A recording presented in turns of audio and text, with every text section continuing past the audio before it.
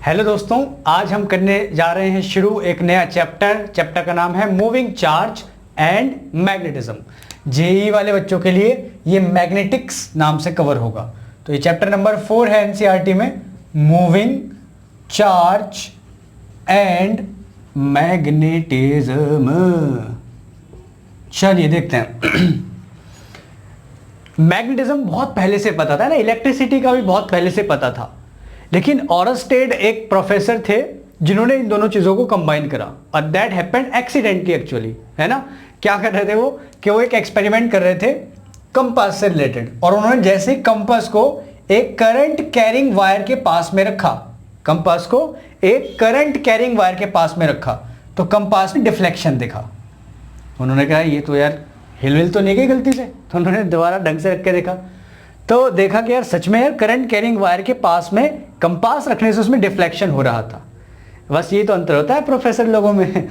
तुम जैसे लोग होते क्या रहे हो, छोड़ना हिल गई होगी। ठीक है, तो ये मोस्ट इंपॉर्टेंट एक्सपेरिमेंट या ऑब्जर्वेशन, एक्सपेरिमेंट तो कुछ भी कह नहीं है, ये मोस्ट इंपॉर्टेंट ऑब्जर्वेशन था फिजिक्स के हिस्ट्री में, मोस्ट इंपॉर्टेंट ऑब्जर्वेशन जिसने मैग्नेटिज्म और इलेक्ट्रिसिटी को कंबाइन कर दिया। तो आज ये पंखा, जनरेटर, लाइट, मोबाइल, टोबाइल, ये सोच लो जरा से इस ऑब्जर्वेशन की वजह से पॉसिबल हुआ। ठीक है, तो क्या किया, क्या देखा उसने कि ये जो कंपास है उसमें जो है डिफ्लेक्शन आ गया। अब यार कंपास में डिफ्लेक्शन तो मैग्नेट की वजह से आता है। तो फिर उसने बाद में और ऑब्जर्वेशन की with help of his students, और उसने पाया कि हाँ ये जो मूविंग चार्ज है, ये जो चार्ज मूव कर रहा है माने करंट, यही रेस्पॉन्सिबल है मैग्नेटिज्म के लिए।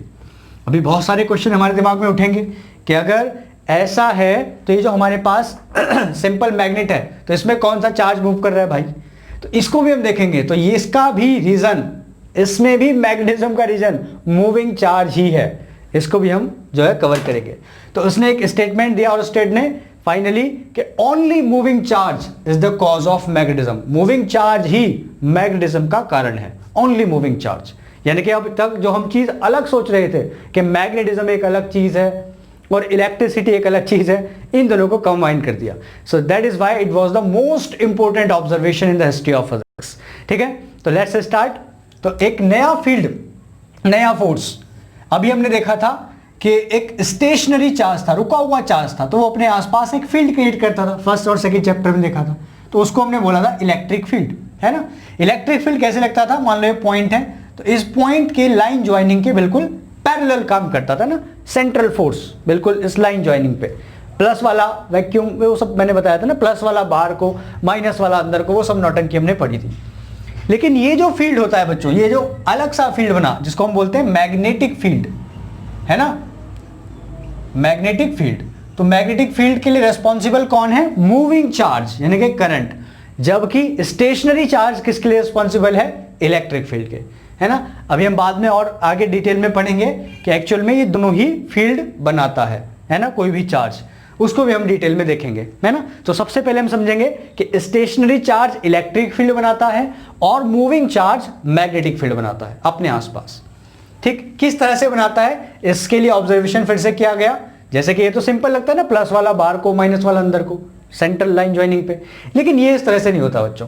अगर वायर इस तरह से आपकी तरफ को करंट लेके जा रहा है और इस पॉइंट पर मुझे मैग्नेटिक फील्ड चाहिए, तो उसके लिए क्या करना है, देखो कंपास यहां पर लेके जाओ, उसके चारों तरफ कंपास को घुमाओ, है ना। अगर वायर में करंट इस तरह से जा रहा है, अच्छा एक बात और ध्यान से सुनना कि अगर करंट इस तरह से दिखाया गया तो समझ लो करंट आपकी तरफ आ रहा है, current is coming towards you, इस तरह से।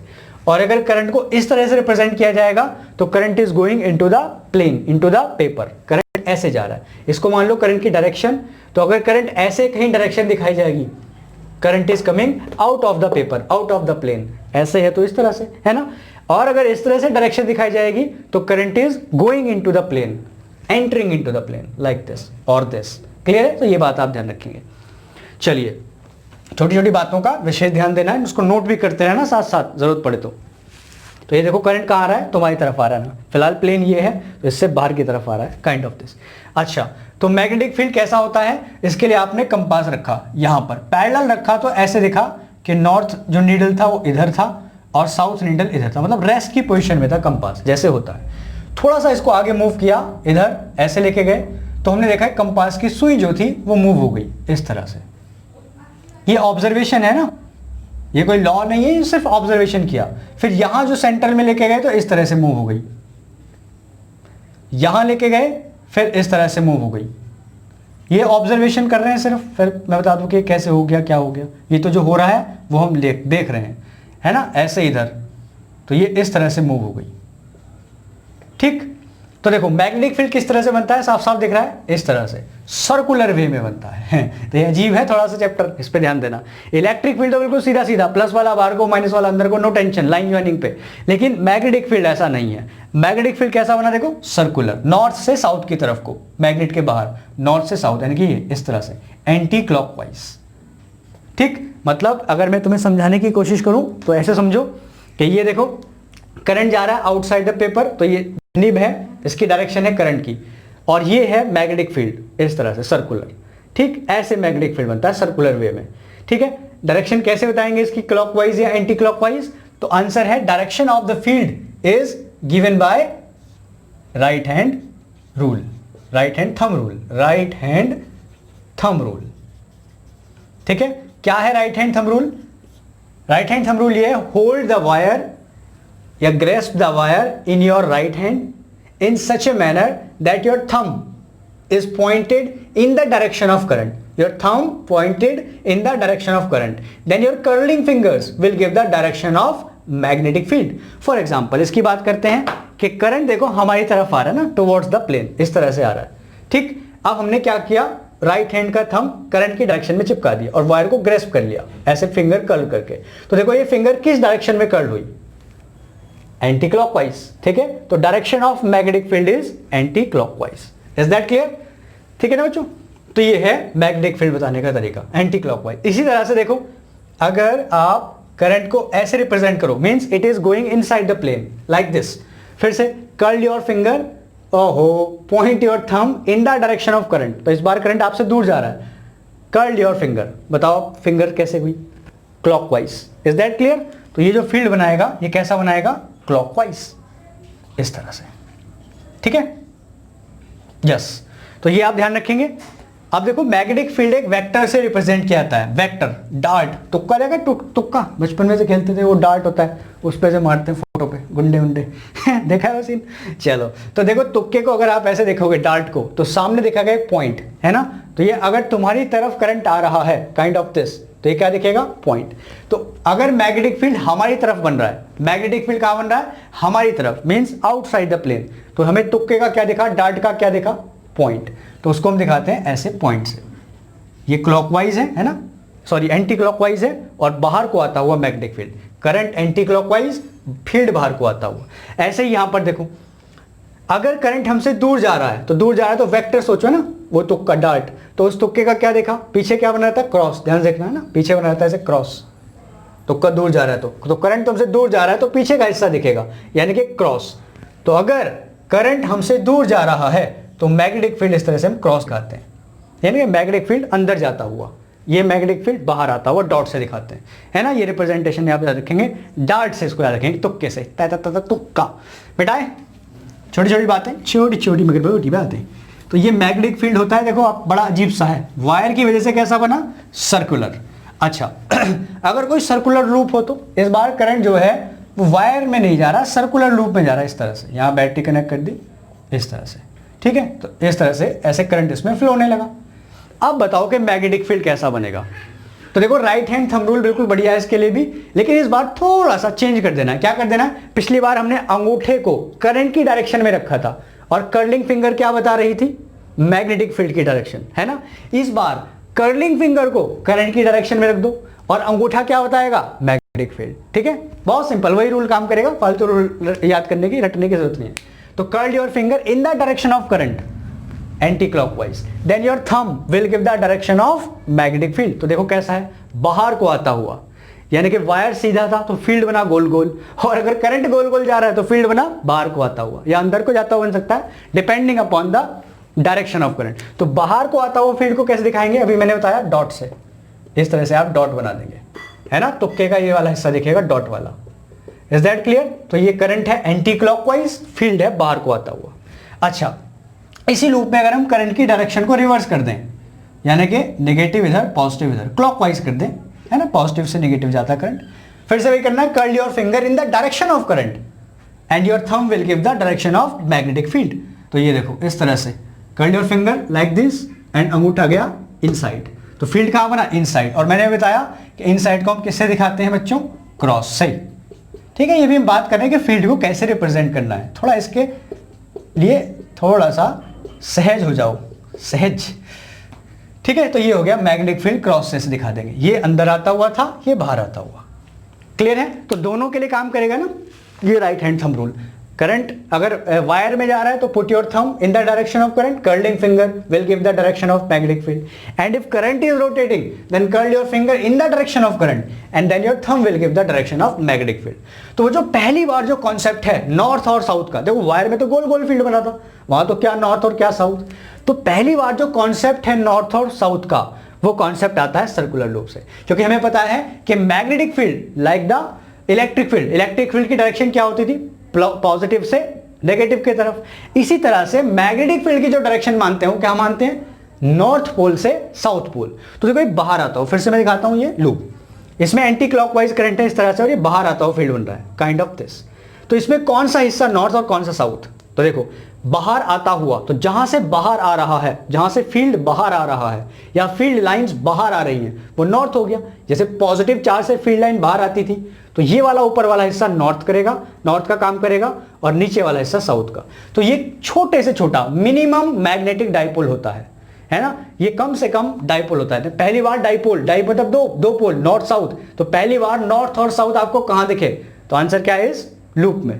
ठीक है, सर्कुलर लूप में। तो circular loop is the basic magnetic dipole. सबसे पहले साउथ और नॉर्थ ही बनते हैं, है ना। फिर हम समझेंगे सोलेनॉइड का कॉन्सेप्ट, टॉरॉइड का कॉन्सेप्ट और बार मैग्नेट का कॉन्सेप्ट, कि बार मैग्नेट को तोड़ते हो कई बार तो उसमें नॉर्थ साउथ छोटे से छोटे हिस्से में भी नॉर्थ और साउथ क्यों मिलते हैं, तो ये इसी बात से हम समझेंगे, ध्यान रखना इसको। ठीक है, तो डायरेक्शन ऑफ मैग्नेटिक फील्ड आप समझ गए, डॉट क्रॉस वायर की वजह से कैसा है ना, ये थोड़ा सा अजीब है, इसको आप ध्यान रखेंगे भाई। देखो चलो अब हम देखते हैं कि अब हम मैग्नेटिक फील्ड की डायरेक्शन देखते हैं करंट कैरिंग वायर की वजह से। तो उसमें आप देखो वायर में करंट जो है वो इनसाइड द पेपर जा रहा है, और अगर आप कंपास को ड्रॉ करोगे, कंपास से फील्ड लाइन, तो इस तरह से एक सर्कल बनाएंगे, और डायरेक्शन अगर आप सर्कल की देखो तो किस तरह से है, ये क्लॉकवाइज। तो वायर इस तरह से क्लॉकवाइज फील्ड बनाएगा अगर इनसाइड द प्लेन करंट जाए। वहीं पर अगर हम करंट की डायरेक्शन को रिवर्स कर दें, मीन्स करंट अगर क्या आने लगे वायर में से, आउटसाइड द प्लेन आने लगे, आउटवर्ड आने लगे, तब भी मैग्नेटिक फील्ड तो सर्कुलर ही होगा, बट जो डायरेक्शन है मैग्नेटिक फील्ड की, उसकी जो डायरेक्शन है वो कैसी हो जाएगी, एंटी क्लॉकवाइज। देख रहे हैं सर्कल, एंटी क्लॉकवाइज हो जाएगी।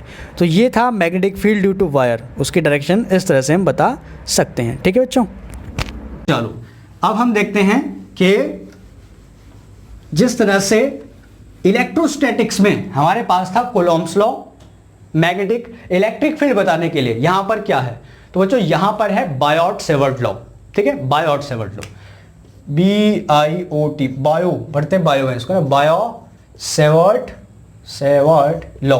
ये सोच लो कि कूलॉम लॉ है मैग्नेटिज्म का, है ना, जैसे मैग्नेटिज्म इलेक्ट्रोस्टैटिक में कूलॉम लॉ था ना, सोच लो कि कूलॉम लॉ है मैग्नेटिज्म का। देखो एक कोई वायर है इस तरह का, नॉन यूनिफॉर्म क्रॉस सेक्शन का, तो देखो जिस बिल्कुल रिलेट करते हैं चीजें, जिस तरह से हमने कूलॉम लॉ पढ़ा था, तो बताओ कूलॉम लॉ किसके लिए पढ़ा था, क्या यूनिफॉर्म चार्ज के लिए पढ़ा था या पॉइंट चार्ज के लिए पढ़ा था, answer is very clear, point charge के लिए पढ़ा था, है ना।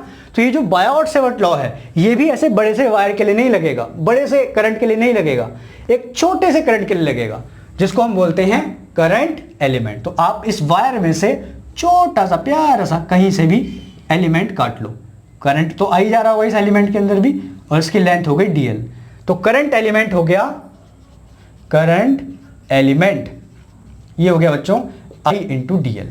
यहां पर ये रेस्पॉन्सिबल होगा मैग्नेटिक फील्ड बनाने के लिए। ठीक है, जिस तरह से इलेक्ट्रोस्टैटिक में Q चार्ज रेस्पॉन्सिबल था क्या बनाने के लिए, इलेक्ट्रिक फील्ड बनाने के लिए, कूलॉम लॉ पॉइंट चार्ज, ऐसे ही बायोट-सेवर्ट लॉ में क्या रेस्पॉन्सिबल है मैग्नेटिक फील्ड बनाने के लिए, करंट एलिमेंट। छोटा सा एलिमेंट, उसमें I करंट, तो I इंटू DL इसको बोलते हैं करंट एलिमेंट। देखो चार्ज तो स्केलर क्वांटिटी था, तो स्केलर क्वांटिटी रिस्पॉन्सिबल थी for electric field, but this is a vector quantity. Why? Because DL has a direction, है ना, DL की डायरेक्शन होगी ना, I तो स्केलर है but DL has a direction, that is why current element is a vector quantity. ये बात छोटी छोटी ध्यान रखनी है, देखो पूछी जा सकती है। ओके, तो जिस तरह से कूलॉम लॉ में पॉइंट चार्ज रिस्पॉन्सिबल था मैग्नेटिक फील्ड के इलेक्ट्रिक फील्ड के लिए, उसी तरह से बायोट-सैवर्ट लॉ में कौन रिस्पॉन्सिबल है मैग्नेटिक फील्ड के लिए? पूरा वायर नहीं, छोटा सा प्यारा सा करंट एलिमेंट आइडियल। क्लियर है? अच्छा जी, अब यहां से सपोज करो इस करंट एलिमेंट से थीटा एंगल पर, इस करंट एलिमेंट से थीटा एंगल पर एक पॉइंट P है जहां पर हमें मैग्नेटिक फील्ड बताना है। करंट इस तरह से जा रही है। अच्छा, एक बात और मैं बतानी भूल गया कि आप पर्टिकुलर पॉइंट पे कैसे बताओगे फील्ड की डायरेक्शन? वायर की वजह से पर्टिकुलर पॉइंट पे, वो तुमने बता दिया गोल गोल होती है, तो देखो एंटी क्लॉकवाइज तो बन गई है ना, इस तरह से बाहर को आता हुआ करंट एंटी क्लॉकवाइज अभी पड़ा। इस पॉइंट पर अगर मुझे डायरेक्शन बतानी है, ये P पॉइंट है, या यहां मुझे डायरेक्शन बतानी है मैग्नेटिक फील्ड की, तो कैसे बताऊंगा? Very simple, draw a tangent, है ना। तो इस तरह से आप एक टेंजेंट खींच दो, ऐसे ही, ठीक है ना, इस तरह से। तो ये टेंजेंट बताएगी पर्टिकुलर पॉइंट पर मैग्नेटिक फील्ड की डायरेक्शन। देखो इसको और थोड़ा क्लियर करते हैं फिर से। ये जो इसका ये वाला हिस्सा है ना, ये करंट की डायरेक्शन बता रहा है, तो ये करंट ऐसे जा रहा है, चलो आपकी तरफ को इस तरह से, and this is the magnetic field, है ना। ये अब समझना इसको, ये मैग्नेटिक फील्ड हो गया इस तरह से एंटी क्लॉकवाइज, जैसे यहां पर है एंटी क्लॉकवाइज। अब मुझे इस पॉइंट पर बताना है what is the direction of magnetic field, इस पॉइंट पर टेंजेंट अपवर्ड, ठीक है। करंट जा रहा है आपकी तरफ को यूं, और डायरेक्शन क्या? अपवर्ड। यहां बताना है तो इस तरह से, यहां बताना है तो इस तरह से, इस तरह से। क्लियर है ना? ऐसे अगर इधर हुआ तो ऐसे बता सकते हो, एंटी क्लॉकवाइज इस तरह इस तरह इस तरह, टेंजेंट ड्रॉ कर दो उस पर, ठीक है। तो थोड़ा 3D में बात चलेगी, तो थोड़ा सा समझना। ओके, तो ये बात समझ में आ गई होगी कि किसी पर्टिकुलर पॉइंट पर कैसे बताएंगे। तो आंसर है कि ड्रॉ टेंजेंट। चलिए, तो यहां पर करंट जा रहा है P, हमें P पर, P पॉइंट पर बताना है मैग्नेटिक फील्ड। तो ये जो है R डिस्टेंस पर है ना, और इसकी डायरेक्शन में यूनिट वेक्टर है R कैप। यूनिट वेक्टर जानते हो ना, I कैप J कैप क्या होते हैं? जो डायरेक्शन बताते हैं कि X डायरेक्शन में X I cap, Y direction में J कैप, Z डायरेक्शन में K कैप। ऐसे ही इसकी डायरेक्शन में क्या है? R cap. और यूनिट वेक्टर तो निकालना भी जानते होंगे यार, कैसे निकालते हैं? कोई वेक्टर, जैसे कि यहाँ वेक्टर R अपॉन उस वेक्टर का मॉड्यूलस, ये क्या होता है? यूनिट वेक्टर, ठीक है। ये हम पहले ही बात कर चुके हैं जब हम कूलॉम लॉ पढ़े थे, पढ़ा था हमने, ठीक है। तो यहां पर देखो छोटा सा क्या है, यहाँ छोटा सा करंट एलिमेंट है, छोटा सा करंट एलिमेंट है तो छोटा सा ही फील्ड बनाएगा, इसको हम लिखेंगे dB। बी से लिखते हैं मैग्नेटिक फील्ड को, क्यों लिखते हैं पता नहीं, बी से लिखते हैं लेकिन, ठीक है। तो dB जिस तरह से कूलॉम लॉ के हिसाब से F was directly proportional to Q1 Q2, इसी तरह से dB is proportional to Q, यानी कि Q की जगह कौन है यहाँ? Ideal, IDL। अभी मैग्नीट्यूड की बात करें, वेक्टर बाद में देखेंगे, ठीक है। ऑल्सो F या E was inversely proportional to R square, similar, ये भी इनवर्स स्क्वायर लॉ फॉलो करता है, ये एक सिमिलरिटी कह लो। तो dB is also inversely proportional to R square. लेकिन यहां पर एक नई बात है, देखो अगर यहां पर एक चार्ज था इलेक्ट्रिक फील्ड में, और अगर पॉइंट यहां R डिस्टेंस पर था, तो फील्ड कितना बनेगा? Q upon R square. अगर ये पॉइंट चार्ज से थीटा एंगल पर भी मैं खिसका दूं, डिस्टेंस R ही है, तब भी यहां फील्ड कितना बनेगा? KQ upon R square. किसी भी एंगल पर कितना बनेगा? KQ upon R square. यानी कि यहां पर एंगल का फर्क नहीं पड़ता था, क्योंकि चार्ज एक स्केलर क्वांटिटी थी, है ना। लेकिन बच्चों यहां पर एंगल का मैटर है। ये जो फील्ड होता है मैग्नेटिक फील्ड, ये इस तरह से काम नहीं करता। ये क्या करता है? इस लाइन ज्वाइनिंग के, ये जो लाइन ज्वाइनिंग है ना, ये लाइन ज्वाइनिंग, इसके ध्यान से सुनना बात को, ये जो मैग्नेटिक फील्ड होता है, ये लाइन ज्वाइनिंग और करंट एलिमेंट इन दोनों के परपेंडिकुलर लगता है। लाइन ज्वाइनिंग और करंट एलिमेंट दोनों के परपेंडिकुलर काम करता है। तो परपेंडिकुलर कंपोनेंट लेंगे तो कौन सा हो जाएगा? साइन थीटा, है ना, डीएल का साइन थीटा। तो dB इज प्रोपोर्शनल टू, या यहीं पर लगा दो डीएल का कंपोनेंट साइन थीटा, है ना। आईडीएल के प्रोपोर्शनल नहीं, आईडीएल के भी परपेंडिकुलर कंपोनेंट के सिर्फ, ये ध्यान रखना। मैग्नेटिक फील्ड, करंट एलिमेंट और लाइन ज्वाइनिंग दोनों के परपेंडिकुलर लगता है, यानी कि आईडीएल पे ही डिपेंड नहीं करेगा, आईडीएल साइन थीटा, ये बात ध्यान रखना, यानी कि परपेंडिकुलर लगता है। चलो जी कंबाइन करते हैं। तो dB is directly proportional to I into DL into sine theta. Theta क्या है? Angle between current element and I। I मत कह देना, ठीक है, आई स्केलर क्वांटिटी है। Angle between current element and R, ये वेक्टर आर और डीएल, आई डीएल के बीच का एंगल। ओके, ये हो गया साहब। अब यहां से देखो फिर से प्रोपोर्शनल हटाएंगे, कांस्टेंट आएगा। वहां पर था 1/4 पाई एप्सिलॉन नॉट, यहां पर 1/4 पाई तो सेम है 1/4 पाई, लेकिन 1 एप्सिलॉन नॉट की जगह यहां ले लेता है म्यू नॉट। तो नीचे आ रहा था 1 एप्सिलॉन नॉट, यहां म्यू नॉट ऊपर, तो कांस्टेंट आता है यहां म्यू नॉट अपॉन 4 पाई। म्यू नॉट कहलाती है परमीएबिलिटी, उसको परमिटिविटी बोलते थे, ये है परमीएबिलिटी। परमीएबिलिटी देखो ये दोनों इस मामले में उल्टे हैं, इलेक्ट्रिक फील्ड और मैग्नेटिक फील्ड। कोई भी मीडियम इलेक्ट्रिक फील्ड बनाने में काट छांट करता था, बताया था ना कि जिसकी परमिटिविटी ज्यादा इलेक्ट्रिक फील्ड कम। लेकिन यहां पर सीन उल्टा है, जिसकी परमीएबिलिटी ज्यादा मैग्नेटिक फील्ड ज्यादा, मतलब यहां पर मीडियम सपोर्ट करता है मैग्नेटिक फील्ड बनाने का। क्यों, ये भी देखेंगे, क्योंकि मैग्नेटिक फील्ड लाइन जो होती है ना बच्चों, वो कंडक्टर के अंदर से भी पास हो सकती है, ठीक है, ये बात भी हम देखेंगे। तो यहां पर ध्यान रखना कि परमिटिविटी था कि जिसकी परमिटिविटी ज्यादा इलेक्ट्रिक फील्ड कम, लेकिन परमिएबिलिटी में क्या है, उल्टा, परमिएबिलिटी ज्यादा मैग्नेटिक फील्ड ज्यादा, यानी कि यहां पर मीडियम सपोर्ट करेगा मैग्नेटिक फील्ड बनाने का। ओके, तो ये बात आप ध्यान रखेंगे। Mu naught upon 4 pi constant, और ये I into D L into sine theta upon R square. This is the Biot Savart law, magnitude of magnetic field, ठीक है। अच्छा, म्यू नॉट अपॉन 4 पाई की वैल्यू होती है 10⁻⁻⁷।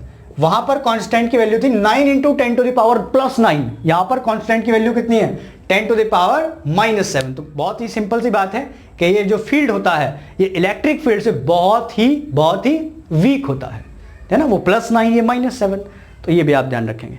ये पूरी बात समझ में आ गई है किसके लिए लॉ है, करंट एलिमेंट थीटा वीटा, ठीक है।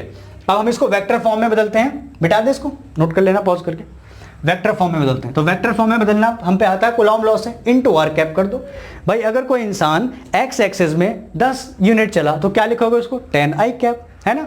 ऐसे ही अगर मैग्नेटिक फील्ड आर कैप की डायरेक्शन में डीबी है तो वेक्टर में क्या लिखोगे, dB vector is equal to dB into R cap, that's it. DB की वैल्यू पुट करो, mu naught upon 4 pi I D L sine theta upon R square into R cap. What is R cap, vector R upon R, है ना।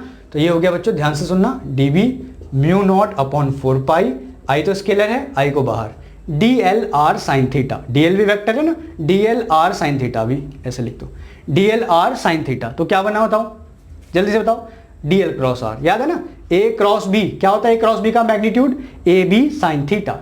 Similarly यहां हो गया DL cross R, R cross DL मत लिख देना, इसकी डायरेक्शन डीएल से आर की तरफ को होती है, upon R square into R square R cube.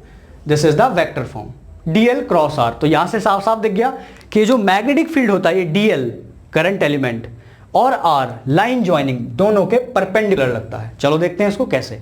देखो ये रहा करंट एलिमेंट, ये करंट आपकी तरफ को आता हुआ, ठीक है, और ये रही लाइन ज्वाइनिंग, है ना, this is the line joining. Clear है, अब थोड़ा सा इसको एडजस्ट करना पड़ेगा। यस, ये मेरी उंगली लाइन ज्वाइनिंग बे हो जा भाई, हो जा रे। चलो ये रहा करंट एलिमेंट और ये रही लाइन ज्वाइनिंग, यहाँ फंसा लेते हैं, ठीक है, अब सही है। करंट एलिमेंट ये आपकी तरफ को आता हुआ और लाइन ज्वाइनिंग ये वाली। अब देखो मैग्नेटिक फील्ड कैसे लेगा, मान लो कि एंटी क्लॉकवाइज है, इस तरह से लेगा, ऐसे लगेगा कि नहीं। अब देखो ये तो ही एंटी क्लॉकवाइज, मैंने बताया टेंजेंट खींच दो, ये हो गई मैग्नेटिक फील्ड की डायरेक्शन। तो ध्यान से देखो क्या ये दोनों के परपेंडिकुलर है कि नहीं, ये लाइन ज्वाइनिंग के भी परपेंडिकुलर है और ये करंट की डायरेक्शन के भी परपेंडिकुलर है। Is that clear, it is also perpendicular to this R और ऑल्सो परपेंडिकुलर, ये वाई एक्स मान लो, ये जेड मान लो, तो ये वाई हो गया। क्लियर है ना, तो ये बात आप यहां से भी समझ सकते हो। तो ये डीएल और आर के परपेंडिकुलर होता है, डीएल से आर की तरफ लगता है। कैसे, देखो जैसे हमें निकालना है कि इसकी डायरेक्शन क्या होगी यहाँ पर, है ना। तो ये डीएल इस तरह से है, ये रहा डीएल ऊपर को, और आर जो है वो इस तरह से है ना। तो डीएल से आर की तरफ चलो, डीएल से आर की तरफ कैसे घूमे, क्लॉकवाइज, डीएल से आर की तरफ क्लॉकवाइज, और फिर से right hand thumb rule, clockwise inward, कहां लगा, इनवर्ड। तो मैग्नेटिक फील्ड कैसा लग रहा होगा यहाँ, इनवर्ड, मतलब क्रॉस।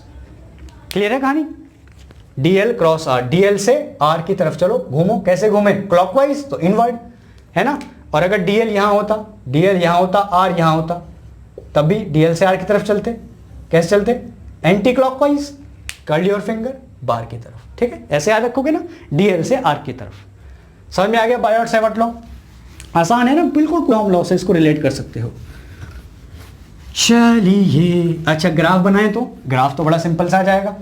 अगर मैं इसके बीच में एक ग्राफ बनाऊं तो graph will be quite simple. ये हो गया dB यानी कि मैग्नेटिक फील्ड, ये हो गया R, तो इन्वर्सली प्रोपोर्शनल था R स्क्वायर के, तो सिंपल सा ऐसा ग्राफ आ जाएगा। ओके, तो इसमें कोई दिक्कत नहीं। ये किसके वजह से है? करंट एलिमेंट की वजह से, है ना, लॉन्ग वायर की वजह से नहीं है, ओनली छोटे से करंट एलिमेंट की वजह से, जो एक वेक्टर क्वांटिटी होती है। ठीक है, अब इसका एप्लीकेशन देखते हैं। आज एक एप्लीकेशन ही देखेंगे, बाकी भी देखेंगे लेकिन बाद में। एक वायर है इस तरह से, इसकी कुछ लेंथ है, ये वायर है, इसके सेंटर से, है ना, सेंटर से कहीं से भी मतलब नहीं उस समय, कहीं से भी इस वायर के किसी भी पार्ट से r डिस्टेंस पर एक पॉइंट P है जहां पर हमें मैग्नेटिक फील्ड कैलकुलेट करना है। ठीक है, तो देखो बच्चों, इसको ध्यान से देखना। छोटा सा करंट एलिमेंट, पता है ना, क्योंकि बायोट-सेवर्ट लॉ किसके लिए लगता है? करंट एलिमेंट के लिए। जैसे हमने वहां पर किया था, कूलॉम लॉ लगाने के लिए छोटे छोटे पॉइंट चार्ज मान लेते थे, यहां पर छोटे छोटे करंट एलिमेंट मान लेंगे। तो देखो, हमने यहां पर एक छोटा सा प्यारा सा करंट एलिमेंट मान लिया। Let us consider the direction of current is this I, तो ये हो गया I into DL। Line joining, ये हो गई लाइन ज्वाइनिंग। ठीक, सपोज करो ये से थीटा एंगल बना रहा है, क्योंकि हमने देखा अभी कि एंगल हम कहां से लेते हैं? करंट एलिमेंट और लाइन ज्वाइनिंग के बीच से। क्लियर है? ये थीटा, ये 90, तो ये 90 माइनस थीटा, 90 माइनस थीटा। ठीक है, अब हमें करंट एलिमेंट कहां से कहां घुमाने हैं? तो सिंपल है, यहां से लेकर यहां तक, है ना भाई। करंट एलिमेंट कहां से कहां तक जोड़ने हैं? DL DL DL, ये कहां से जोड़ने हैं? यहां से लेकर के यहां तक। ओहो सर, गलत सलत बनाते हो। ठीक है ना, करंट एलिमेंट कहां से कहां जोड़ने हैं? DL से लेकर यहां तक। रिंग वाला हुआ देखा होगा, उसमें हमने देखा था।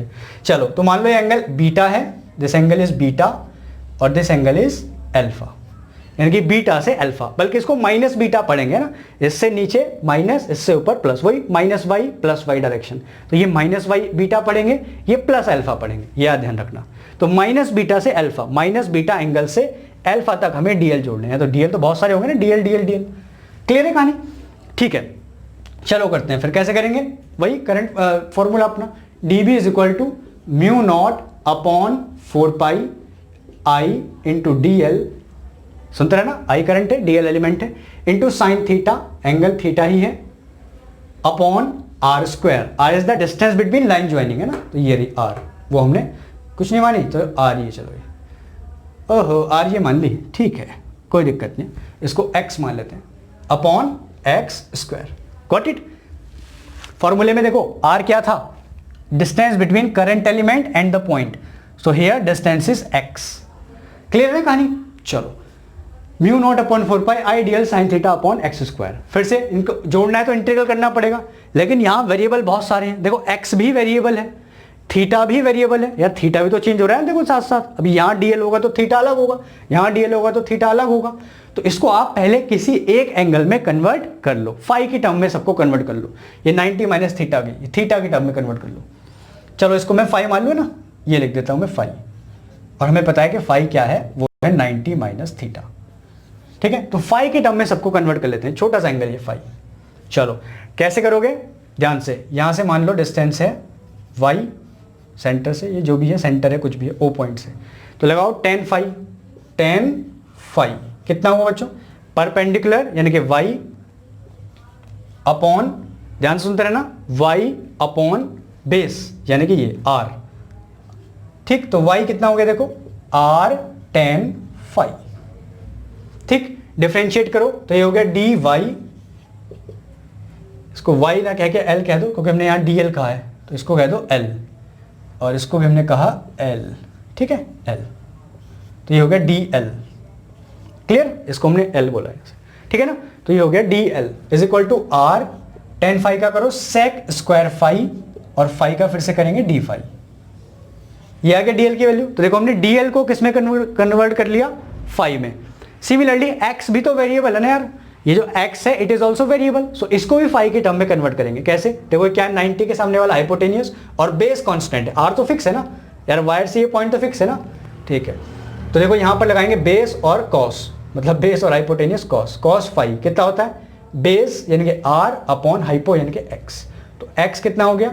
r अपॉन कॉस फाई यानी कि r सेक फाई। ये आ गया। देखो x को भी हमने किस में कन्वर्ट कर लिया? फाई में।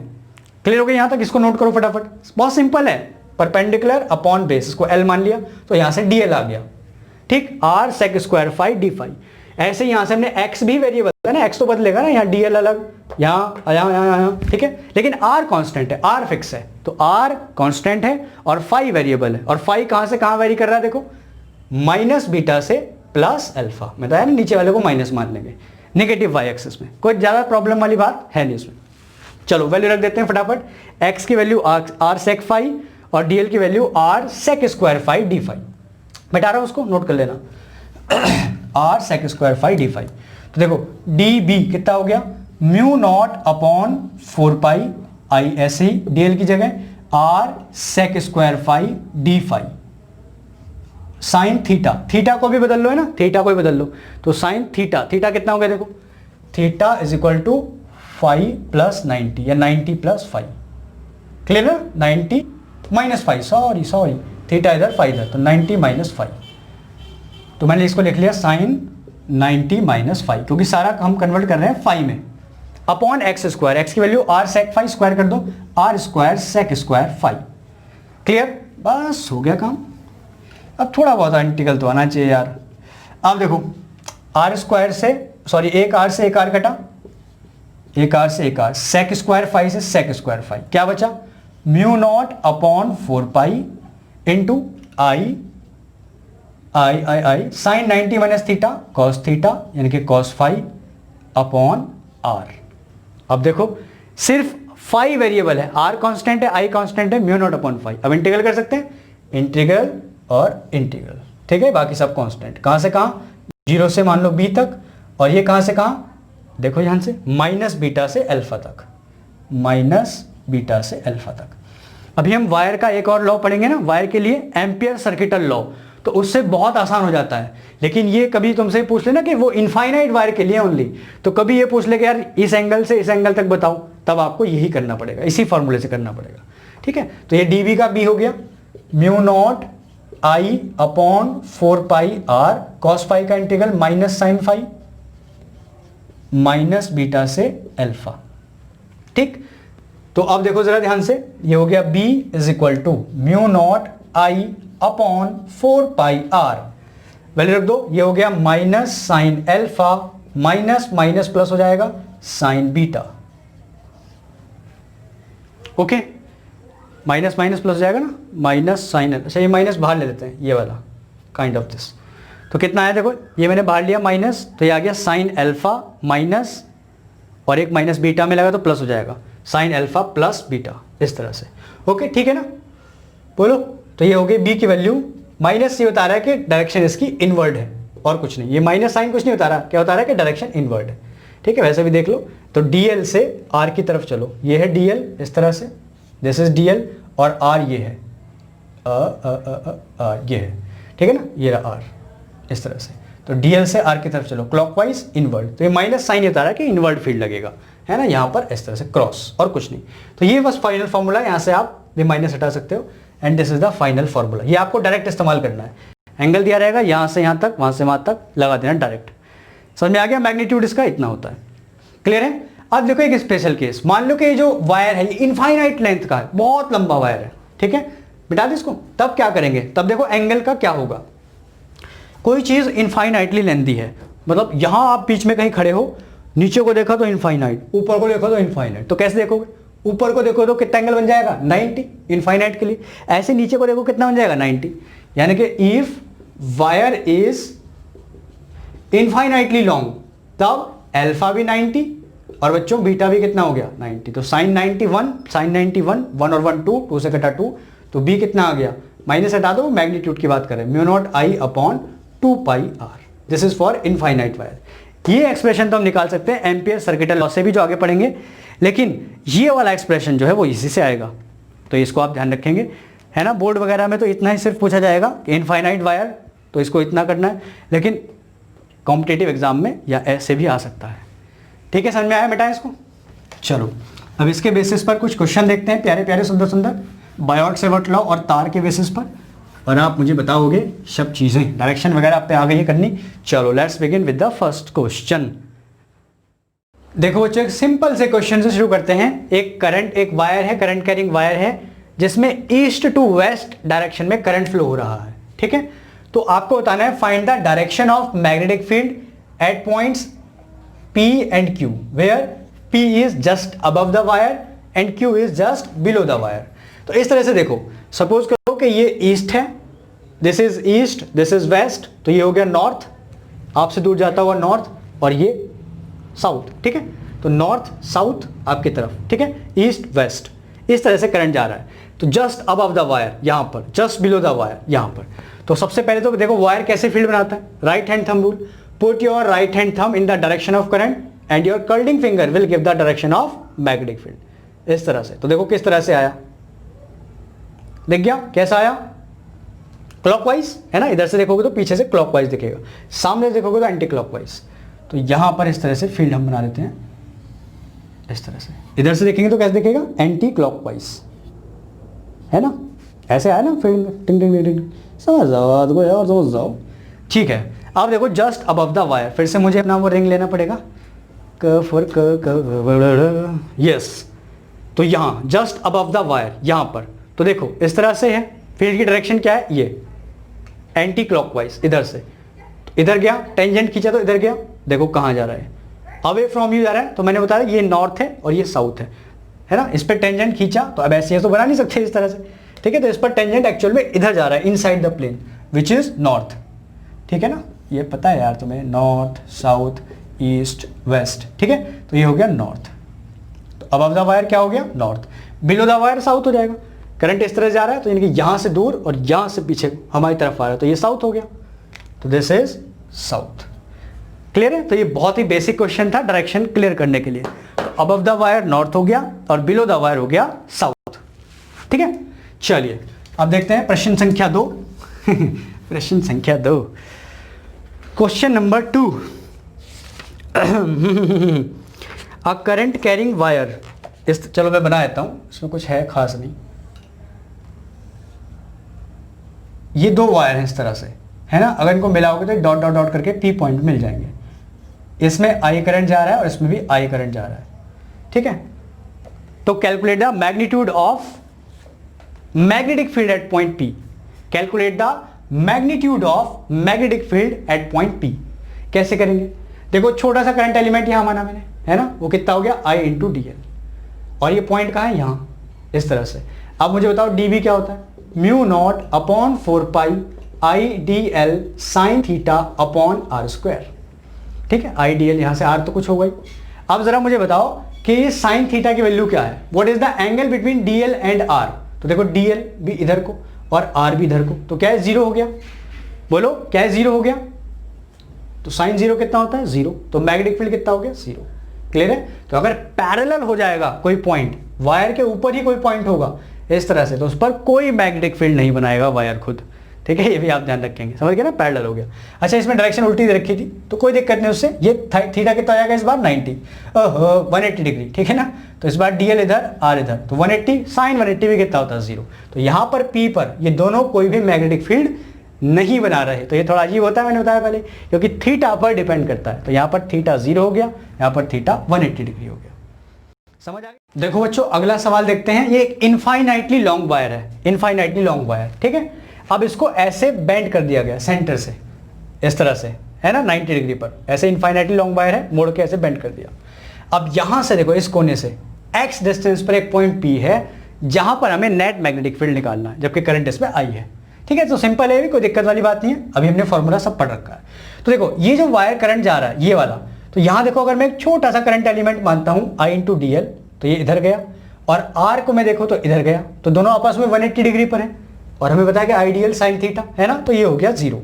यानी कि ये वाला जो वायर होगा इसके पैरेलल हो गया डायरेक्शन के आर के, तो ये वाला तो वायर, ये वाला जो पोर्शन है वायर का, ये वाला कोई फील्ड नहीं बनाएगा, हम देख चुके हैं पहले, इसका काम तो हो गया खत्म। अब बचा ये वाला, तो इसका हमें फॉर्मूला पता है इनफाइनाइटली लॉन्ग वायर का, है ना।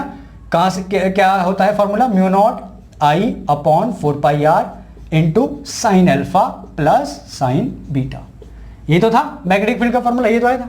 अब देखो एंगल कहां से कहां चेंज हो रहा है, तो देखो जिस तरह से पीछे एक बार रिवाइंड कर लेते हैं, यहां से हमने देखा था माइनस बीटा से अल्फा तक, ये तो देखा था ना, माइनस बीटा से अल्फा तक। यहां देखो क्या है, नीचे को तो इनफाइनाइट लेंथ है इसकी, तो इनफाइनाइट तो क्या हो गया 90, नीचे को इनफाइनाइट लेंथ अभी देखा था 90, तो नीचे को तो हो गया 90, यानी कि अगर आप इसको बीटा पढ़ रहे हो तो ये तो हो गया 90, तो ये हो गया साहब 90 डिग्री। ये वाला कौन सा एंगल हो गया 0, देखो नीचे को देखा 90, सामने देख लो बिल्कुल कितना एंगल बन रहा है 0। क्लियर है, आंखों से देखना है एंगल, यहाँ P पॉइंट से, तो P पॉइंट से कितना एंगल बन रहा है 0 डिग्री, यहाँ P पॉइंट से कितना बन रहा है 90, ये P पॉइंट ऐसे कर देता हूँ, P पॉइंट से 0, P पॉइंट से 90, तो एंगल कहाँ से कहाँ हुआ 90 से 0 तक। तो ये हो गया बस simple, mu naught I upon 4 pi R का मतलब x, डिस्टेंस तो x ही है ना हर जगह से, sorry sine alpha 0 sine beta sine 90, तो साइन 91 ये 0 हो गया, तो आंसर आ गया mu naught I upon 4 pi x, this is the magnetic field. ठीक है, ये पूरे वायर का आधा भी कह सकते हो उसको, mu naught I upon 2 pi R का आधा 4 पाई x। ठीक है, तो इस तरह से आप यहाँ तो बेंड किया था ना, तो कुछ एंगल दे देता, तो इस तरह से फॉर्मूला इस्तेमाल हो सकता है। ठीक है ना बच्चों, तो टेंशन वाली बात कुछ नहीं है। अगला सवाल देखते हैं फटाफट खटाखट। अगला सवाल देखते हैं और ये आखिरी सवाल भी है इस टॉपिक पर। देखो इस तरह से दो वायर दिए हुए हैं, ये एक वायर है, इसमें करंट जा रहा है क्रॉस, क्रॉस मतलब इनसाइड द प्लेन, इसमें भी क्रॉस मतलब इनसाइड द प्लेन, इसमें I1 I2 और दोनों की वैल्यू दी हुई है 3 एम्पियर। दोनों वायर एक दूसरे से 13 सेंटीमीटर दूर है, एक ऐसे, और यहां से 5 और यहां से 12 सेंटीमीटर दूर एक पॉइंट P है, जहां पर हमें नेट मैग्नेटिक फील्ड का मैग्नीट्यूड बताना है। ठीक है, तो देखो ये एंगल 90 हो जाएगा, है ना, 12 13 5, समझ गए ना कहानी, हाइपोटेनियस, ये पाइथागोरस फिट बैठ रही है यहाँ, तो ये एंगल हो गया 90 डिग्री। अब देखो ये वाला तार, ये इस तरह से करंट लेके जा रहा है इनसाइड। ठीक, तो इसको मैं मानता हूं काइंड ऑफ दिस, ऐसे तो बनाते हैं इनसाइड। अब यहां से इस वायर से ये कोई एंगल बनाते हुए, ऐसा कुछ एंगल, ठीक है, ऐसा कुछ एंगल बनाते हुए, और यहां पर आपको मैग्नेटिक फील्ड बताना है P पॉइंट पर। बताओ जल्दी से कैसे बताओगे?